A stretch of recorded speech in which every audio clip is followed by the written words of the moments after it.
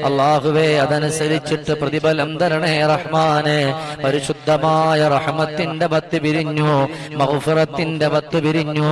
ഇത് ഇത്ഖും മിനന്നാറിന്റെ പത്താണ്. അല്ലാഹുവേ ഈ മൂന്നും ലഭിക്കുന്ന സ്വാലിഹീങ്ങളിൽ ഞങ്ങളെ ഉൾപ്പെടുത്തണേ അല്ലാ, ഉൾപ്പെടുത്തണേ അല്ലാ. അല്ലാഹുവേ ഞങ്ങൾക്ക് ഖൈറായിട്ടുള്ള വഴികളിലൂടെ ജീവിതം മെച്ചപ്പെടുത്താൻ ഞങ്ങൾക്ക് തൗഫീഖ് തരണേ അല്ലാ. അല്ലാഹുവേ കരുണക്കടലായ തമ്പുരാനെ, ഞങ്ങളുടെയൊക്കെ കുടുംബത്തിൽ ഒരുപാട് അല്ലാഹുവേ കരുണക്കടലായ അല്ലാഹുവേ ഞങ്ങളെയൊക്കെ കുടുംബത്തിൽ ഒരുപാട് പ്രിയപ്പെട്ടവരുണ്ട് റബ്ബേ. അല്ലാ അവരൊക്കെ നീ സ്വീകരിക്കണേ അല്ലാ, അവരൊക്കെ നീ കബൂലാക്കണേ അല്ലാ. അല്ലാഹുവേ ജീവിതകാലത്ത് വന്നുപോയ സകലമാന തെറ്റുകുറ്റങ്ങളും നീ വിട്ടുപുറത്ത് മാപ്പാക്കി കൊടുക്കണേ അല്ലാ,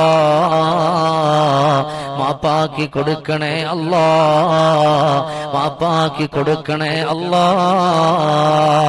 അല്ലാഹുവേ നിന്റെ അർശിന്റെ തണല് നൽകണേ റഹ്മാനെ. അല്ലാഹുവേ നിന്റെ അർശിന്റെ തണല് നൽകണേ അല്ലാ. അല്ലാഹുവേ നീ ഞങ്ങൾക്ക് സ്വർഗത്തിന്റെ വഴികൾ ഒരുക്കി തരണേ അല്ലാ.